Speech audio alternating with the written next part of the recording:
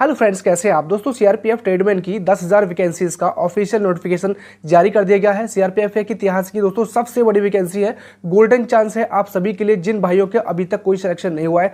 दोस्तों इस भर्ती का पूरा प्रोसेस इस वीडियो में आपको बताने वाला हूं।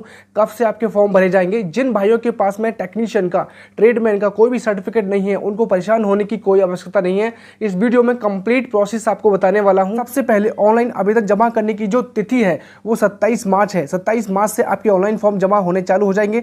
ऑनलाइन फॉर्म प्राप्त करने और ऑनलाइन शुल्क भुगतान की जो अंतिम तिथि रखी गई है दोस्तों, सीआरपीएफ ने इस बार 25 अप्रैल यानी कि लास्ट डेट रखी गई है। इसके अलावा जो एडमिट कार्ड आपके जारी किए जाएंगे वो 26 जून 2023 से जारी कर दिए जाएंगे। और जो आपका सीबीटी होगा दोस्तों, इस बार देखिए चेंजेस किया गया है। ऑफलाइन टेस्ट होता था, इस बार कंप्यूटर बेस्ड एग्जामिनेशन होगा, आपका ऑनलाइन टेस्ट होगा। पैटर्न क्या क्या होने वाला है वीडियो में आगे डिस्कस करेंगे। 1 जुलाई से लेकर 13 जुलाई के बीच में आपका ऑनलाइन टेस्ट होगा। इसके लिए आप बिल्कुल अपने आप को तैयार रखें। आवेदन केवल ऑनलाइन ही स्वीकार किए जाएंगे, इसलिए अभ्यर्थियों को केवल ऑनलाइन आवेदन करने की आवश्यकता है। आवेदन जमा करने के लिए किसी भी अन्य प्रणाली की अनुमति नहीं होगी।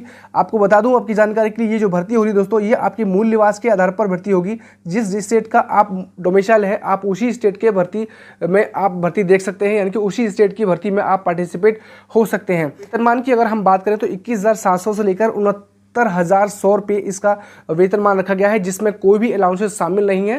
ये बाद में आपकी जो सैलरी बढ़नी चालू हो जाती है तो इसके बाद में टीएडीए, एचआरए वगैरह वो आपके बाद में इंक्लूड होते हैं। टोटल अगर हम पोस्ट की बात करें गाइस तो 9,212 पोस्ट है, जिनमें 9,105 बहुत बड़ी संख्या में वैकेंसी है। 107 महिलाओं की वैकेंसी है। स्टेट वाइज ये वैकेंसी आपको यहाँ देखने को मिल जाएंगी। आपको लिंक प्रोवाइड कर दिया जाएगा, आप वहाँ से डाउनलोड कर सकते हैं, या फिर सीआरपीएफ की जो ऑफिशियल वेबसाइट है crpf.gov.in पर भी जाकर आप ऑफिशियल नोटिफिकेशन डाउनलोड कर सकते हैं। एज लिमिट इन्होंने रखी है वो 21 से लेकर 27 साल एज लिमिट रखी गई है, जिसमें आयु की जो छूट रखी गई है दोस्तों वो विशेष कैटेगरी के लिए रखी गई है। एससी और एसटी कैटेगरी के कैंडिडेट्स के लिए 5 साल की छूट रखी गई है। अन्य पिछड़ा वर्ग के कैंडिडेट्स के लिए 3 साल की छूट रखी गई है।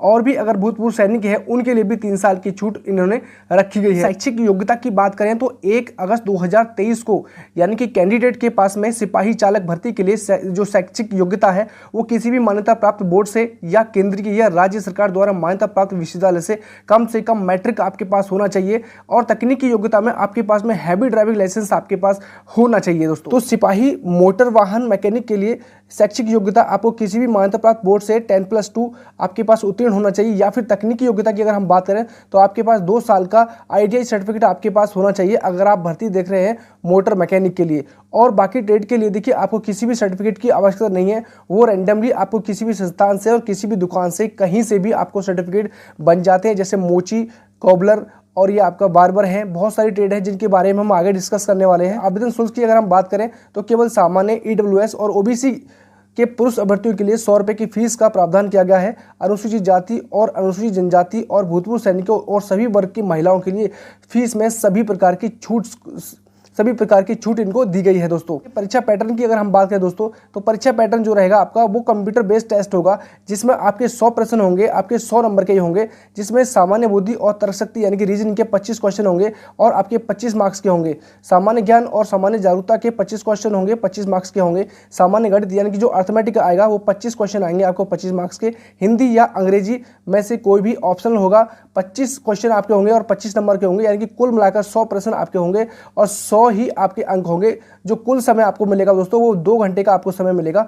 सफिशिएंट टाइम आपको मिलेगा। नेगेटिव मार्किंग आपको जो रहेगी वो 1/4 की रहेगी, यानी 0.25 अंक की नेगेटिव मार्किंग रहेगी। इस भर्ती के लिए जो फिजिकल स्टैंडर्ड रखा गया है वो हाइट आपकी होनी चाहिए 170 सेंटीमीटर मेल्स की रखी गई है। 157 सेंटीमीटर जो महिलाओं की हाइट है वो यहाँ पे रखी गई है दोस्तों। बिना फुलाई जो चेस्ट होनी चाहिए मेल्स की 80 सेंटीमीटर होनी चाहिए और फुलाने के बाद में 85 सेंटीमीटर यानी कि 5 सेंटीमीटर का फुलाव कैंडिडेट की चेस्ट में होना चाहिए। पद और ट्रेड देख सकते हैं, सिपाही चालक, सिपाही मोटर मैकेनिक वाहन, सिपाही माली, सिपाही पेंटर, सिपाही बैंड और आपका मोची, दर्जी और बुलर के लिए 24 मिनट में आपकी 5 किलोमीटर की दौड़ आपको पूरी करनी होगी।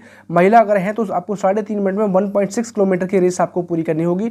इसके अलावा देखिए जो कुक हैं, जलवाहक हैं, नाई हैं और हेयर ड्रेसर हैं, धोबी हैं और धोबी महिला हैं, उनके लिए 10 मिनट में 1.6 किलोमीटर की रेस उनको पूरी करनी होगी। ये फिजिकल स्टैंडर्ड इनके लिए रखा गया है दोस्तों। अगर सिलेक्शन प्रोसेस की हम बात करें तो भर्ती प्रक्रिया में CBT, PST, PET, trade test और सत्यापन दस्तावेजों का चिकित्सा परीक्षा आदि शामिल होंगी, जिसमें सीबीटी में नीचे उल्लिखित कट ऑफ अंक प्राप्त करने वाले अभ्यर्थियों को भर्ती प्रक्रिया के अलग चरणों में शॉर्टलिस्ट करने के लिए पात्र माना जाएगा। जिस भी कैंडिडेट के अगर अनारक्षित कैंडिडेट हैं तो उनके लिए 30% पर कट ऑफ लगेगी, ईडब्ल्यूएस और ओबीसी के लिए 25% पर कट ऑफ लगेगी, अन्य सभी श्रेणियों के लिए 20% पर कट ऑफ लगेगी, अनारक्षित 35% पर सिपाही पायनियर विंग्स के लिए रखी गई है, एससी एसटी ओबीसी और ईडब्ल्यूएस के लिए 33% पे कट ऑफ रखी गई है।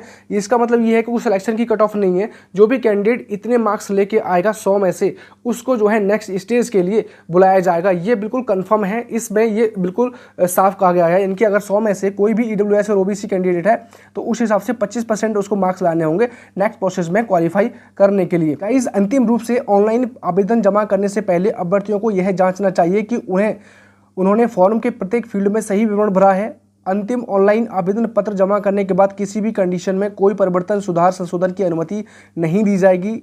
इस संबंध में डाक, फैक्स, ईमेल, दस्ती से आदि किसी भी प्रकार से रूप में प्राप्त अनुरोधों पर विचार नहीं किया जाएगा। आवेदन को तुरंत नामंजूर कर दिया जाएगा। धुंधले, अस्पष्ट फोटोग्राफ, हस्ताक्षर वाले आवेदनों को तुरंत नामंजूर कर दिया जाएगा। जब आवेदन पत्र सफलतापूर्वक जमा हो जाता है तो इसे अस्थायी रूप से स्वीकार किया जाएगा। अभ्यर्थी को अपने रिकॉर्ड के लिए आवेदन पत्र का प्रिंट आउट लेना चाहिए। दोस्तों, काफ़ी डाउट्स आपको इस वीडियो के माध्यम से क्लियर हो चुके होंगे। आपके फिर भी कोई डाउट्स रह गए हैं तो आप मुझे कमेंट सेक्शन में कमेंट कर सकते हैं, अपने सवालों के जवाब पूछ सकते हैं और चैनल को सब्सक्राइब कर सकते हैं ऐसी ही अपडेट पाने के लिए इस भर्ती के regarding. Thank you for watching my video and wish you best of luck.